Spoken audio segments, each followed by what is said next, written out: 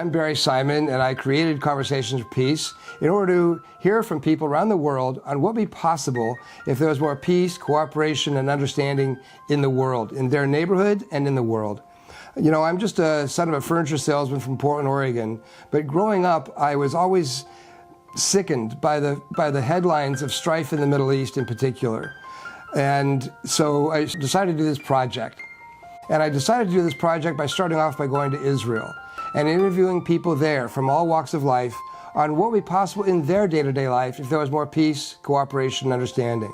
Today, we're going to begin to hear from Rabbi Hanan Schlesinger, a 30-year resident of the West Bank. And it will be a little surprising to you, I think, to hear what Rabbi Hanan Schlesinger had to say about the possibility of peace and cooperation in his neighborhood. I think that our Jewish Israeli consciousness here in Judah and Samaria, the West Bank, specifically here in Judea, we have no consciousness of what living in a state of peace could be. All we know is confrontation. And that's so deep in our consciousness that it's like the way it's supposed to be. And to think of a different reality in which Palestinian Israelis are living in peace is frightening to most people, is jarring, can't be. I know a lot of people, the minute I talk to them about peace, first of all, they say it can't be. I'm talking about local people. Mm-hmm. But the second thing they say is, wow, that's dangerous, peace. Then we're going to have interaction with them, and then there's going to be friendships, then there's going to be intermarriage, and that's going to be the end of the Jewish people. I think that's a price that should be paid for the saving of human life and for the creation of a peace, which is such an important value. But it's so far away. No one has any idea what it looked like. Would we continue to live in separate towns and villages? Would we speak the same language? Today we have different calendars, we have different time zones, we have different media, we have different school systems, different legal systems. You may not know what it would look like because it's not been the experience of anybody, but just to speculate and to dream for a moment about what it would be like for there to be people dancing together in the streets that are Palestinian, Arab, and Israeli. Can you imagine that day? I have to make it clear that the consciousness of the Jewish people who've returned to Zion in the 20th and 21st centuries has been one in which we have been persecuted 2,000 years. We're just after the Holocaust. We're searching for a Jewish homeland. We're searching for the one place in the world which we can have a Jewish state with a Jewish majority, a Jewish culture. And suddenly we realize there's someone else in this land.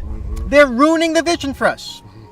So what I mean is, we have not yet come to terms with the fact that our hope of the Jewish land where everyone is Jewish is not. It's not taking place in Israel. There's 20% Palestinians. It's certainly not going to be here in the West Bank, Judea, Samaria, because it's, 90% Palestinian. So it's not just that we have to get beyond violence and hate and ignorance to create this situation of cooperation.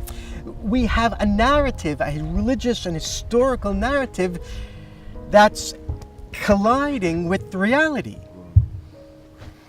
So this is really hard.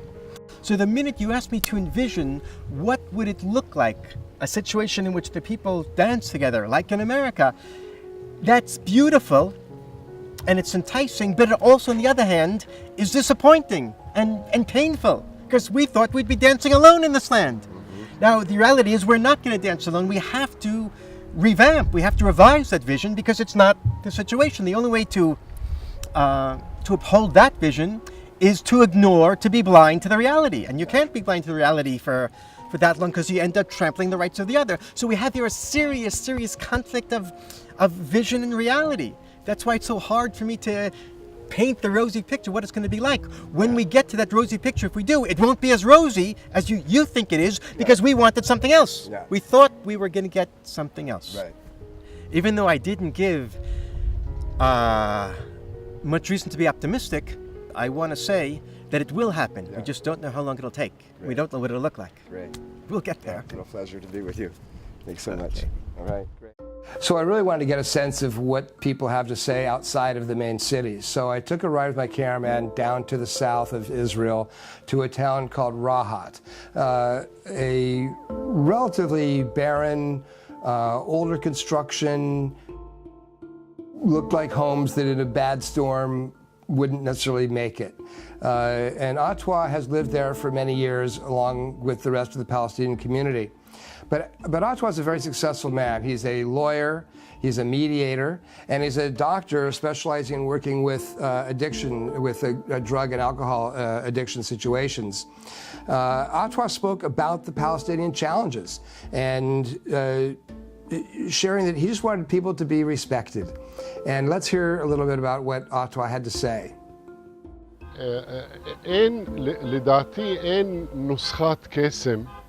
In my opinion, there is no magical plan or special recipe that will suddenly bring us peace.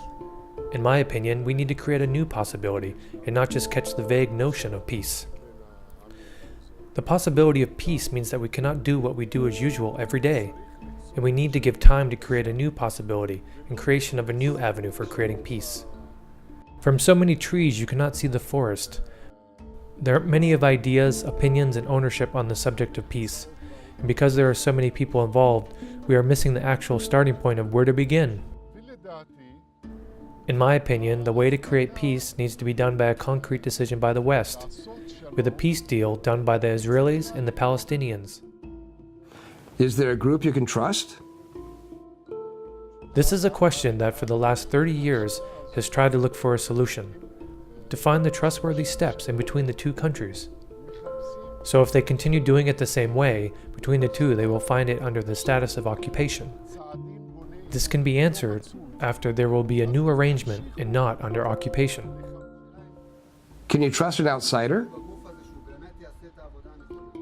With a neutral group that will make sure to have the balance between the two sides, not the likes of America, France, Turkey, then I believe it can progress, as long as it is objective and neutral. I see peace as the result, but what is truly important is the journey and the progression. And how do you get to make it happen? The peace is the final result. What would peace and trust make available here in Rahat? I think that without two parallel avenues we will not get to any result. One is creating the domestic lane, and the other is the international lane. The Palestinians must see this kind of movement, basically the whole package. Then we can have the possibility to get to a good solution and result, and not to spend tens and hundreds of years staying in the empty, vague space. We must create a new avenue so we can have the hope in creating the possibility for peace. How'd you succeed, given the conditions you grew up in? I succeeded because I believed in myself, what I truly love, and my big hobby is education. I love to learn, and I passed it to my children. Everyone wants to succeed. You just need the right atmosphere and have a life that they will like to live in. Thank you, Atwa. Shalom. Such a pleasure. Such a pleasure. Great. As soon as I posted on Facebook that I was going to be doing this project, a friend of mine from a seminar that I had been in Los Angeles called me and said, "Do you want to interview the mayor of Haifa?" And I thought, of course.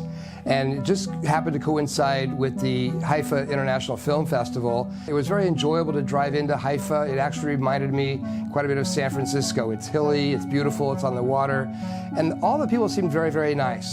And I was a little bit taken aback by that. But as we'll hear from the mayor of Haifa, I didn't really need to be taken aback. My name is Yona Yahav. I'm the mayor of Haifa, the first mayor ever who was born here. And I was elected 2003. This is the only place which is exercising full peace between Jews and Arabs more than 100 years.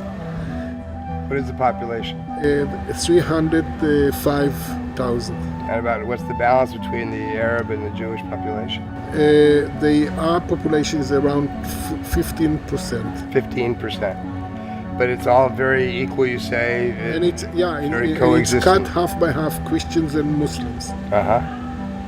We are celebrating the holidays of the Christians. We are celebrating publicly the holidays of the Muslims, and definitely the holidays of the Jews. And everything sounds and is seen normal. What makes Haifa so unique? that could be the case here and nowhere else in this country.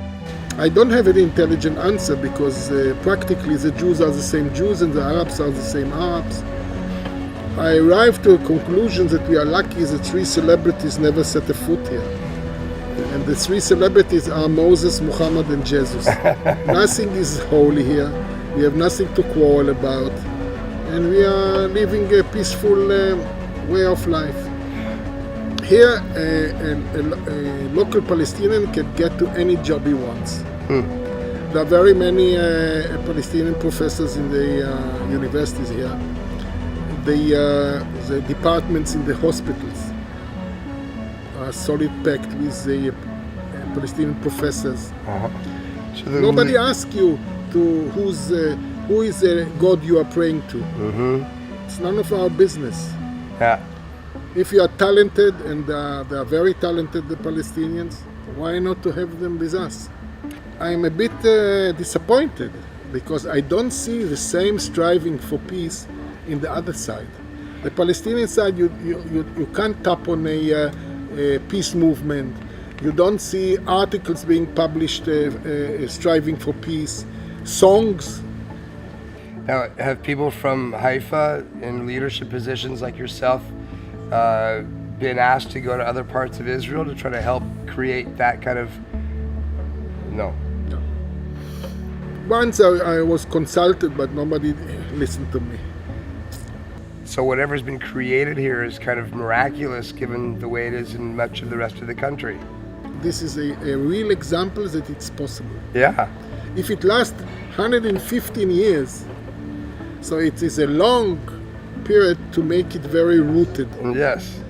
And this is not only being crystallized in the area of Jews and Arabs. It's also crystallized in the area of the various groups of the Jews, the ultra-Orthodox, the secular, no fighting here. So you can see everything what is being done here is a miracle. Yes. Next miracle has to be the peace process. Well, Mr. Mayor, I really want to thank you for your time Thank and peace and good health to you. And see you 5 minutes after the peace treaty will be signed. Thank you very much. Thank you. Thank you very much. Appreciate it. So the challenge to find the answer to what would be possible if there was more peace, cooperation, and understanding persists. So far, we've heard today from the mayor of Haifa. We've heard from a Palestinian lawyer in the south, and we've heard a little bit from Rabbi Hanan Schlesinger in the West Bank, expressing the challenges, really, whether we go to outside sources for helping to create peace, or whether the governments can be more cooperative in supporting and standing for that, whether people on both sides of the borders can find a way to be more cooperative with each other, and yet it continues to be very, very elusive. So that those questions remain. All sides have their perspective, and there are perhaps valid reasons, they would say, and their heels are dug in, and change is a very reluctant possibility for these people to be considering in any serious way. But yet there were some hints of what would be possible, and those hints began to emerge as we could hear the final comments from all of them, seeking some possibility, some degree of optimism that persisted. So as we get into episode 3, we will find perhaps a bit more of what's possible as we hear from other people in the community, and what becomes possible when we expand our conversation beyond the Middle East. So thank you for tuning in to episode 2 of Conversations for Peace.